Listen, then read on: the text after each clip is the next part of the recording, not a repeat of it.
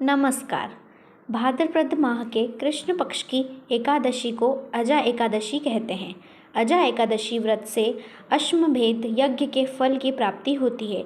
जानते हैं इस साल सितंबर माह 2023 में अजा एकादशी कब है? पुराणों के अनुसार एकादशी व्रत के समान संसार में दूसरा कोई व्रत नहीं है। हर महीने 2 एकादशी आती हैं। भाद्रपद माह के कृष्ण पक्ष की एकादशी को अजा एकादशी कहते हैं। अजा एकादशी का व्रत 10 सितंबर 2023 को रखा जाएगा। इस दिन भगवान श्री हरि, विष्णु या फिर उनके ऋषिकेश स्वरूप की पूजा की जाती है। ये व्रत दुख दरिद्रता का नाश करता है। अजा एकादशी मुहूर्त पंचांग के अनुसार भाद्रपद माह के कृष्ण पक्ष की एकादशी तिथि 9 सितंबर 2023 को रात 9:17 पर शुरू होगी और अगले दिन 10 सितंबर 2023 को रात 9:28 पर खत्म होगी।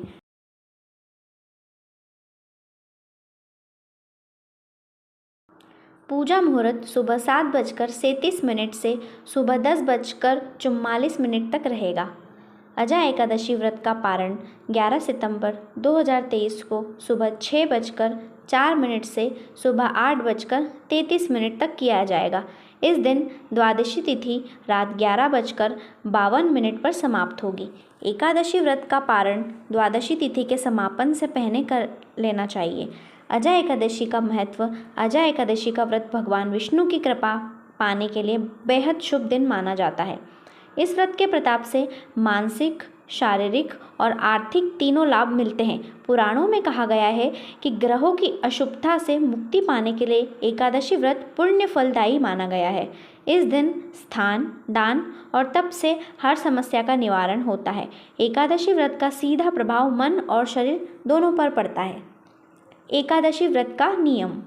एकादशी व्रत करने का नियम बहुत ही सख्त होता है, जिसमें व्रत करने वाले को एकादशी तिथि के पहले सूर्यास्त से लेकर एकादशी के अगले सूर्योदय तक उपवास रखना पड़ता है।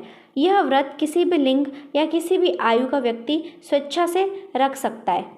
एकादशी व्रत करने की चाह रखने वाले लोगों को दशमी एकादशी से एक दिन पहले के दिन से कुछ जरूरी नियमों को मानना पड़ता है। दशमी के दिन से ही श्रद्धालुओं को मांस, मछली, प्याज, दाल, मसूर की और शहद जैसे खाद्य पदार्थों का सेवन नहीं करना चाहिए। रात के समय भोग विलास से दूर रहते हुए पूर्ण रूप से ब्रह्मचर्य का पालन करना चाहिए। एकादशी के दिन सुबह दांत साफ करने के लिए लकड़ी का दातुन इस्तेमाल करें। इसकी जगह आप नींबू, जामुन या फिर आम के पत्तों को लेकर चबा लें और अपनी उंगली से कंठ को साफ कर लें। इस दिन वृक्ष से पत्ते तोड़ना भी वर्जित होता है, इसलिए आप स्वयं गिरते हुए पत्तों का इस्तेमाल करें और यदि आप पत्तों का इंतजाम नहीं कर पा रहे हैं तो आप सादे पानी से कुल्ला कर लें। स्नान आदि करने के बाद आप मंदिर में जाकर गीता का पाठ करें या फिर पंडित जी से गीता का पाठ सुने। सच्चे मन से ओम नमो भगवते वासुदेवाय मंत्र जाप करें। भगवान विष्णु का स्मरण और उनकी प्रार्थना करें।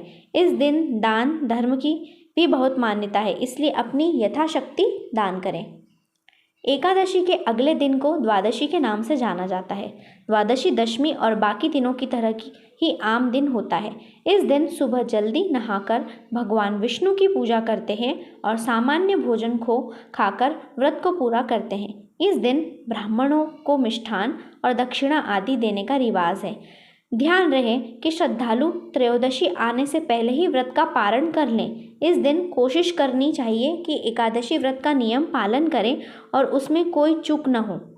अजा एकादशी व्रत पूजा विधि।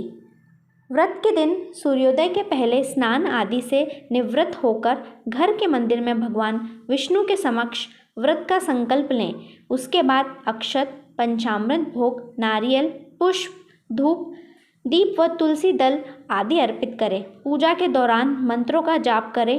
अंत में आरती कर पूजा समाप्त करें। एकादशी व्रत का भोजन। शास्त्रों के अनुसार श्रद्धालु एकादशी के दिन आप इन वस्तुओं और मसालों का प्रयोग अपने व्रत के भोजन में कर सकते हैं। ताजे फल, मेवे, चीनी, कुट्टू, नारियल, जैतून, दूध, अदरक, काली मिर्च, सेंधा नमक, आलू, साबूदाना, शंकरकंद। एकादशी व्रत का भोजन सात्विक होना चाहिए। कुछ व्यक्ति यह व्रत बिना पानी पिए संपन्न करते हैं, जिसे निर्जला एकादशी के नाम से जाना जाता है। एकादशी को क्या न करें? वृक्ष से पत्ते न तोड़ें, घर में झाड़ू ना लगाएं। ऐसा इसलिए किया जाता है क्योंकि घर में झाड़ू आदि लगाने से चींटियों या छोटे छोटे जीवों के मरने का डर होता है और इस दिन जीव हत्या करना पाप होता है। बाल नहीं कटवाएं, जरूरत हो तभी बोलें, कम से कम बोलने की कोशिश करें। ऐसा इसलिए किया जाता है क्योंकि ज़्यादा बोलने से मुंह से गलत शब्द निकलने की संभावना रहती है।